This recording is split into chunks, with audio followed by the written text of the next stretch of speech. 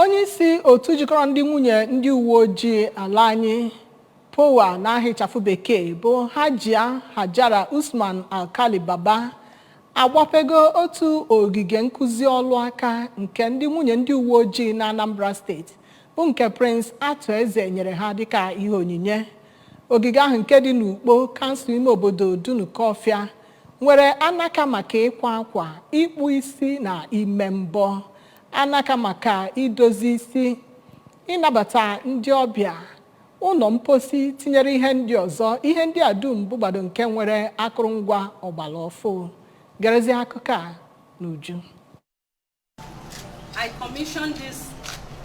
mighty building of the Skill Acquisition Center. Ka ọ na-agbape ya bụ ebe onye isi ndị otu nwunye ndị uwe ojii n'ala anyị a kwuru na ya bụ amụma bụ nke atọ n'ime obodo anyị a, wee kwuo na ọ ga-enyere aka wee zipụta ezi ebumnobi ya ebe o metụtara agụmakwụkwọ, ahụike nakwa ilekọta ndị otu ya anya. N'akụkụ nke ya, onye isi ndị otu nwunye ndị uwe ojii na steeti a ma bụkwara nwunye onye isi ndị uwe ojii na steeti a, Oriakụ Ikemi Echen, kọwara na ọ bụ n'imejupụta ebumnobi nke onye isi ha n'imepe ebe a ga na-amụ ma na-ewepụtakwa ọrụ aka kpatara ya bụ o ji wee nyere aka wee hụ na ya bụ amụma bịara na mmezu. Onye nyere aka wee wube ya bụ ebe, Prince Atueze, onye anọchitere anya site n'aka Prince Oke Eze, nyere onyinye ego dị nde naira 5 maka iji wee na-enekọta ebe ahụ anya ma hụkwa na-enweelarị ndị akpọtara ga-enye aka wee kụzie nkụzi na ya bụ ebe. Ka ọ na-ekwu okwu, onye kọmishọna ahụ maka ndị uwe ojii na steeti a, Maazị Echeng